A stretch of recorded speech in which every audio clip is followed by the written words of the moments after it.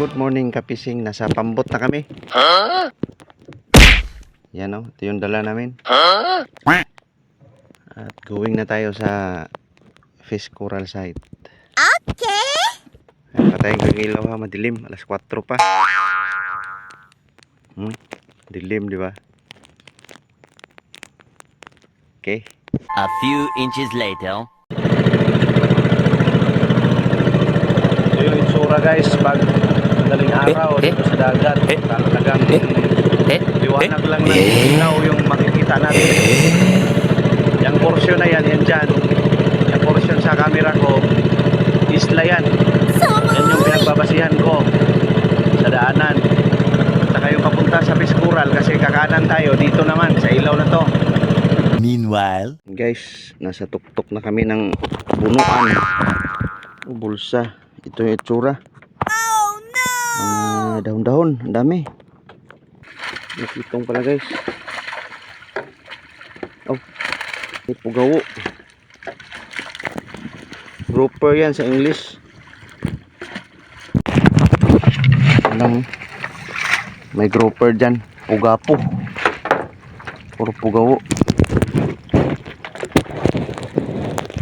Tawid na ako doon sa kabila. Yung nakakahuli kahapon ng dalawang malaking isda. Itong pangalawang bulsa. Tawid na tayo dito sa napakahirap na taytayan, na tulay, ni gulayat, na lubid ang hawakan. Oh no! Yan lang yan guys, oh, konti lang. Isang pirasong anduhaw. May pusit, isang piraso rin. Sureball ng ulam guys. Oscar kilo na guys. Tapos na naayos ko na rin yung bulsa. Yan, maganda na yung forma oh. Ito yung itsura ng baklag fish coral yan. Maraming kawayan ang gastos dito. Yan. Yan yung itsura dito sa karagatan. Ito yung tinatawag na inland water.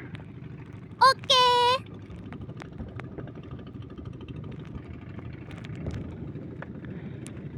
Sarap dito, payapa. Oh.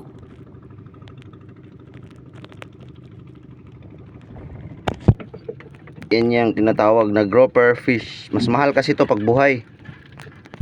Pag patay na, siguro mga 300 per kilo. Pero ito yung pinakamasarap ihawin. Masarap sa inihaw to guys. Yan o. Isang piraso lang. Laki. a few moments later. Goodbye bunsod. See you tomorrow. Salamat sa mga liho mo. At makaulam na naman kami ng preskong isda. Salamat sa lahat. Salamat Panginoong Hesus.